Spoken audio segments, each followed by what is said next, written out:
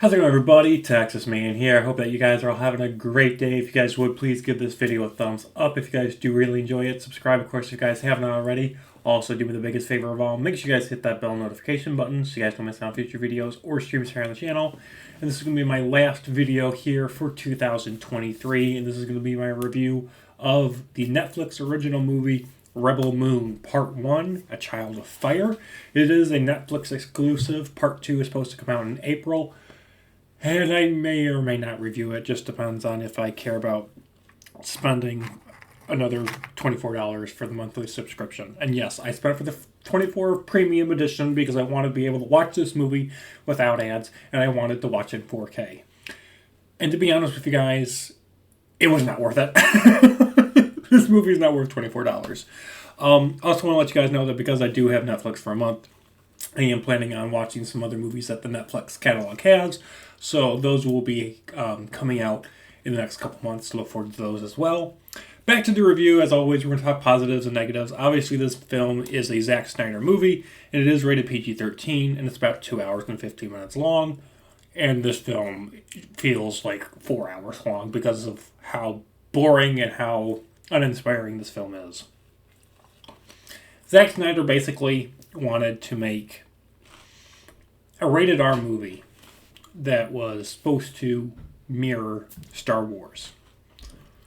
Unfortunately, it mirrors Star Wars alongside a bunch of other films and franchises that have come before way too much. This film is just extremely unoriginal. There's a robot character that is basically C-3PO. There's a spider gang-like lady, and she's basically like Jabba the Hutt meets something from a Doctor Who episode. There's an evil army, and they're just basically evil space Nazis, and they don't even try to hide it. There's a character that is basically Asajj Ventress from Star Wars The Clone Wars. There's a moment in the film where this prince is trying to tame this character, and it's like a scene ripped literally from the first Avatar movie. The plot is a combination of A New Hope, The Magnificent Seven, and Seventh Samurai. There are literally no characters you can relate to. You don't care who lives or dies because the film just is constantly trying to do this gigantic world-building thing where it's like hopping between like 7 different planets in 2 hours, which doesn't work. That's why even the prequels worked so well, is that they were confined to like 3, maybe 4 planets, and you spent like, an hour on each instead of spending 15 to 30.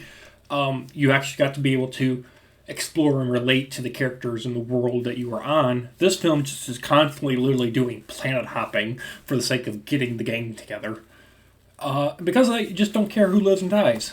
There's a bunch of slow-mo in this film that doesn't exist, and it's just, I think, done to pad out the runtime. There's no joy. There's really no good jokes. There's just too much darkness, and there's nothing hopeful. Like, the film is trying to give some sort of hopeful, positive message, but there's nothing joyful about what's on screen. Everyone's just broody, and everyone's just like, hey, look at me. I can kick your ass. The villains apparently have some sort of planet-killing Death Star super weapon that we haven't seen yet. I'm sure that'll happen in part 2. But it's just, this film is just boring. Like, even my family members that were watching it with me were like pointing out all the similarities to past things that have come out. Now, you can be inspired by past sci-fi things if you're going to make a sci-fi movie, but you shouldn't literally have it basically book by book, word for word, coming from these franchises. It shouldn't be super obvious that your film was literally ripping off of all these franchises. But this movie just does it, and it does it in spades. And there's also illogical moments that makes no sense, like a character, one of the villains guys, he's supposed to get killed off at the end of this movie, and he's just like, he's somehow magically alive. After falling great distances and literally crashing in his own body onto rock. Somehow he's still alive. Because he's, I guess, some sort of cyborg? I don't know. I honestly don't know if I care. This is one of the most mediocre movies I've ever seen. It's enjoyable. Let me say that.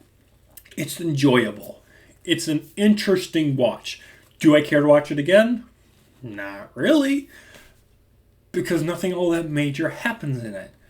So, with that, I'm going to give it a 5 out of 10. Thank you guys for watching. Have a great day. Look forward to more videos and streams out soon. Bye, guys.